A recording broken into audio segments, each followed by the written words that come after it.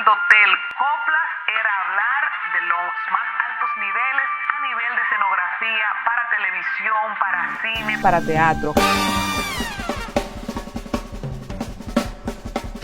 Que vengo de una familia literaria, mi abuelo leía en francés, español, latín e inglés. Escribió 14 libros y dejó 10 sin publicar, el cual yo tuve el privilegio de publicarle 2 de sus libros después de la muerte, porque Dios me dio la bondad económica para yo poderlo hacer en ese entonces. Entonces yo atendía un cine de mi abuelo que se llamaba el Cine Bauruco en Barahona.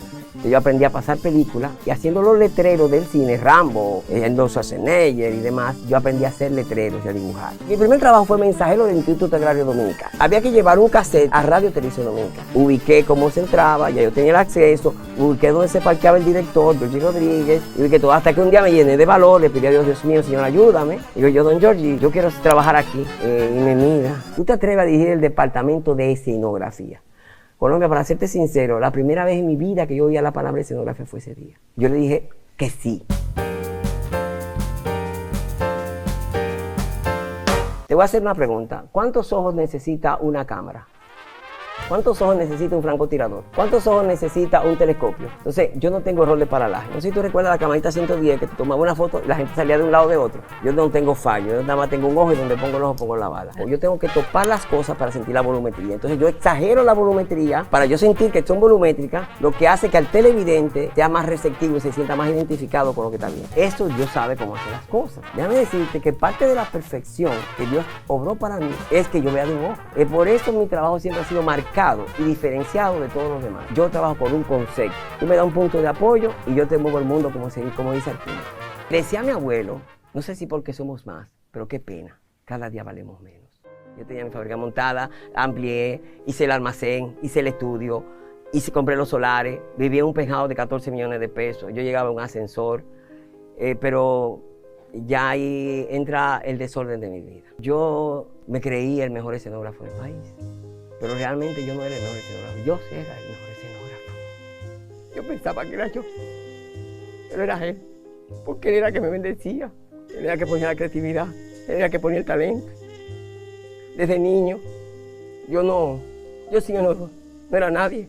Entonces a medida que yo fui alejándome de él, así mismo fui decayendo emocional, psicológico y espiritualmente. Yo me casé con una arquitecta bellísima, se llama Esther Beltré, con quien me procreé mi primer hijo, se llama Min, estudia cine en Estados Unidos él. Y yo hasta los 33 años de mi vida, yo tenía una vida en orden. Luego de que yo me caso, empezó no por mi familia, sino yo no sabía tener familia ni valorar una familia. Yo era muy mujeriego, exageradamente mujeriego, fumaba, bebía. Mi vida empieza a decaer en el término de mi relación con Dios. Yo escribí un poema que se llamaba, decía, no sé si lo puedo decir, claro. Cuán gran desilusión, que triste amargo sufrimiento. Quisiera impregnarlo en un lienzo, utilizar de paleta mi propio corazón y de tinta mi sangre. Y de lienzo mi piel, hacer las perspectivas con la historia de mi vida, la luz con la sombra de tus recuerdos, lo difuminado con mis lágrimas y la textura con el tuétano de mis huesos. Luego aquel amor, oh Dios mío, aquel amor, un fuego intenso que convertiría, que transformase aquel lienzo, mi vida y mis sufrimientos en tristes hojas secas que poco a poco se la lleva el silencio del viento. Cuando yo estoy en coma, llegué a un momento que yo estaba, Colombia, que yo estaba cansado de tanta puya. Yo tenía no había un orificio que yo no tuviera un puyo, una tubería, en todas partes. Entonces, ya yo estaba cansado, entonces yo empecé a escupir, yo tenía un tubo aquí también. Yo empecé a escupir y escupir y escupir. Y dijo el doctor Engel Lazala, él ha bajado el deseo de vivir. Si no se hace algo pronto, se va a morir. Y todo el esfuerzo que hemos hecho se va a perder. Entonces dice Esther, mi primera esposa, una mujer excepcionalmente brillante, con un carácter, hija de doña Marisol Arias, una madre para mí, que en paz descanse. No, yo resuelvo eso, consígame que el niño, su hijo, mi hijo con ella, tenía 14 años en ese entonces, entre a la sala de intensivo no entra el niño. Cuando yo veo que ella se acerca con ese niño, mi hijo, a mí, yo dije, no, yo no me puedo morir. ¿Cómo yo dejo a mis hijos? No puedo. O sea, sin un centavo, quebrado, me quiero levantar y yo no puedo dejar a mis hijos. ahí entra José Ángel en mi mente, entra Isabela y José Andrés. Yo no puedo dejar a mis hijos. Entonces digo, no, Dios mío, yo necesito vivir. Lo recuerdo perfectamente como ahora mismo. Eso me motiva a seguir adelante.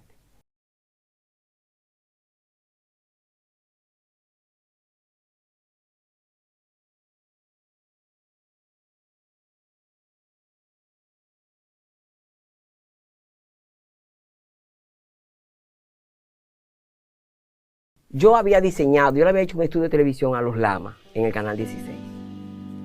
Entonces ese canal, ese estudio, el lobby, todo se lo diseñé en Plaza Naco. Entonces ese canal, ese estudio, yo le iba a hacer toda la escenografía también.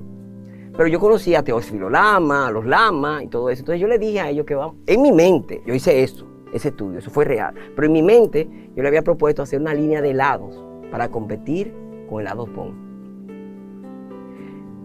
Sucede y acontece que ellos me lo aprueban, un presupuesto de no sé cuántos millones de pesos.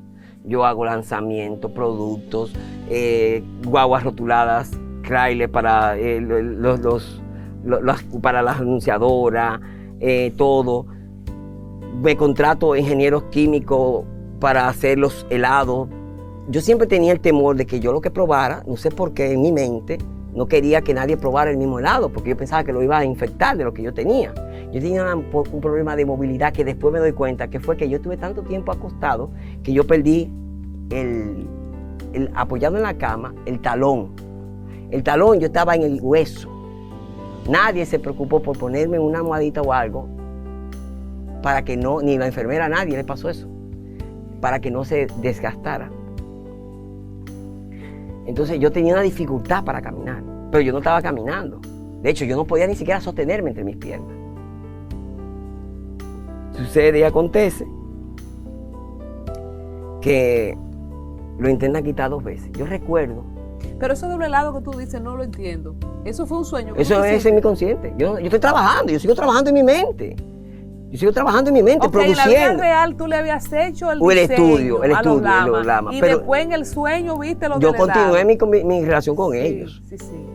Y entonces sucede y acontece que hacemos cuando te levantas que tiene el talón gastado para caminar. ¿Qué pasa? Eso me lo compruebo después. Ajá. Pero yo en mi mente siento que tengo una incomodidad para caminar, no sé. En la mente. Tú no caminas bien. Yo tengo un problema para caminar, para movilizarme. Entonces, yo veo un señor donde quiera que yo me mueva, con una blanca, con una bata blanca. Y yo le pregunto al doctor, ¿quién es este médico que está aquí siempre, que donde quiera que yo voy lo veo? Nadie lo ha visto. No sé de qué doctor tú hablas. Y yo, doctor, que uno. Eso debe ser un cali. ¿Sabes que la publicidad se usa a filtrarle información a la gente? ¿Verdad? Esto debe ser un cali que hay aquí. Pero tú le preguntas despierto al doctor. No, yo estoy en coma. Yo estoy en coma. Entonces eso pasa en mi mente. Entonces, me habían tratado de quitarle los tubos, la tubería 2 veces. Entonces yo recuerdo una vez que me quitaron la tubería, cuando yo no podía respirar y se me caramelizaba, que yo no podía mover ni la mandíbula, este huesito que está aquí arriba se te encoge, ese que está ahí, después del huesito este de el huesito del cosa, hay uno que se contrae, que es el que le sigue arriba, que te cierra la respiración como si tú estuvieras asfixiando. Cuando ya yo estaba caramelizado, volví a entrar a la tubería y yo volví y respiraba. Incluso yo soy primo hermano de Guardariel Suero, que era presidente de la Asociación Médica en ese entonces, hasta los otros días también. Y Guardariel Suero ya era imposible seguir costeando la clínica, eso iba por 8 millones de pesos. Ni yo tenía recursos. Se vendieron los camiones que quedaban por chele, había que vender lo que sea. ¿Y quién estaba al frente de tu proceso a nivel familiar? ¿La primera esposa o Waldo Ariel? Quien estaba a mi proceso familiar fue mi primera esposa. Porque, ¿qué pasa? Mami ya está en unas condiciones viejita, es brillantemente inteligente, mi papá había muerto. Entonces, mi primera esposa es la que toma muy inteligentemente y es la que firma todas las autorizaciones, Esther Beltré, para que toma decisiones arriesgadas, porque si te mueres, no se hace responsable de la clínica. ¿Y tú no tenías pareja en ese momento? No, yo no tenía pareja. Pero yo tenía una relación informal con la mamá de mi primera hija, de mi último hijo. Una relación informal. Que se portó y le agradezco infinitamente. Se portó, o sea, a mí se me salía la pipí, la pupú, todo. Y ella era que me limpiaba. O sea, ella se llama Mariela Aristide. O sea, yo no tengo sitio. Lo que pasa es que yo era un cabezón duro. A mí yo tuve que darme duro para bajarme el martillo, para bajarme como clavo. Volviéndote al punto, me iban a llevar a un hospital porque ya era incosteable, donde si se ponía alguien malo, o sea, si hubiera sido en la pandemia, yo estuviera muerto, porque había escasez de respiradores. Para que si yo no respiraba, porque ya yo estaba muerto, si me quitaban, tenía que estar viendo por el aparato artificialmente. Ya conmigo no se contaba. Todo el mundo ya estaba esperando que yo me muriera. La única que mantuvo la fe, mi madre. Mi abuela había muerto ya, mi madre. Mantuvo la fe, nunca. Yo recuerdo que se sentaba al lado de mí, me agarraba la mano, tú vas a salir bien, siempre positiva, siempre positiva. Mi madre nunca perdió la fe, nunca, nunca, nunca. ¿Cómo saliste de eso? ¿Tercer intento de El tercer el intento, aparato? espérate, yo veo a este señor. Con su bata blanca. Con su bata blanca. Entonces yo, freco al fin, prepotente, altanero. Imagínate yo haciendo en mi cabeza un proyecto inmenso para... De helado para romper el helado bon. Y yo un tipo acostumbrado a que cuando me cuadro la saco porque la saco. Veo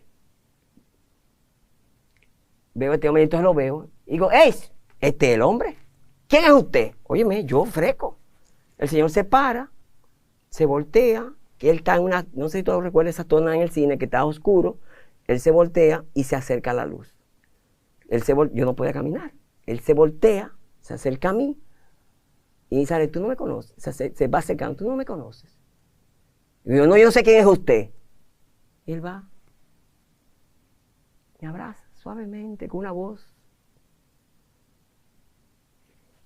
celestial. Y me dice el oído, yo soy Jesús. Y yo te saco de aquí. Ahí mismo empecé a respirar. Eso fue una bulla en la clínica. Yo sentí que se me quedaba esto cerrado y que de repente por un orificio pequeñito yo empecé a respirar. Y eso fue ampliando. Milagrosamente. Gracias a Dios, nunca tocó a mis hijos porque no estamos diseñados para ver morir nuestros padres, pero no para ver morir míos. Yo tengo 4 hijos con 4 madres diferentes. Los amores no se olvidan, ni se dejan de amar. Porque, por ejemplo, mi primera esposa, yo la quise muchísimo. Maravillosa, Estel Beltré. La madre de mi hijo, Amin estudia cine, yo me siento muy orgulloso. La segunda, la mamá de mi hijo, José Ángel. Yo tengo una hija, Isabela, con una doctora médico, Elaine Montero, brillante, vive en Estados Unidos y habla 4 idiomas. Y José Andrés, que es el más pequeño, que también son hijos maravillosos. ¿Para qué Dios me sana el corazón? Para que yo pueda soportar todo lo que tenía que vivir. Porque yo tenía que vivirlo vivo, no morirme, sino vivirlo vivo, para que lo pueda sentir en carne propia, el proceso y el moldear ese diamante que estaba bruto en un diamante brillante. Yo digo todavía al día de hoy que yo me levanto y me encomiendo en sus manos, día tras día. Hay veces que caigo, hay veces que me levanto. Cuando caigo, me doy cuenta de que ya yo tenía 4 meses estable y ahora tengo que empezar de nuevo de cero. Entonces trato de que la próxima vez, o que no existe una prueba, pero yo lucho día tras día. Después que Dios me procesa, que yo estoy en la mano de Él, yo nunca he caído en depresión. Nunca he caído en una depresión. O sea, yo con dinero, con posición económica, en mi vida como me daba la gana, yo vivía deprimido. En cambio, en este proceso, donde yo me he visto en todo tipo de situaciones, yo nunca me deprimí. Hoy en día, tengo 1 año solo, y Dios me ha enseñado a tener que vivir la soledad para poder valorar y apreciar a la persona que Dios me vaya a mandar. Sí, soy muy buen padre. Yo soy un padre 1A. No veo un hijo mío que esté interno que yo no estuviera con él. No veo un hijo que estuviera enfermo que yo no estuviera con él. Él quiere diseñar programas de juegos computarizados. El primero estudia cine, la segunda está en el colegio, tiene 13 años, bellísima. Se llama Isabela. Ella ha actuado en películas de bajo presupuesto. Vive en Alaska ahora mismo. Y el pequeño, que es mi tigre de Villajuana.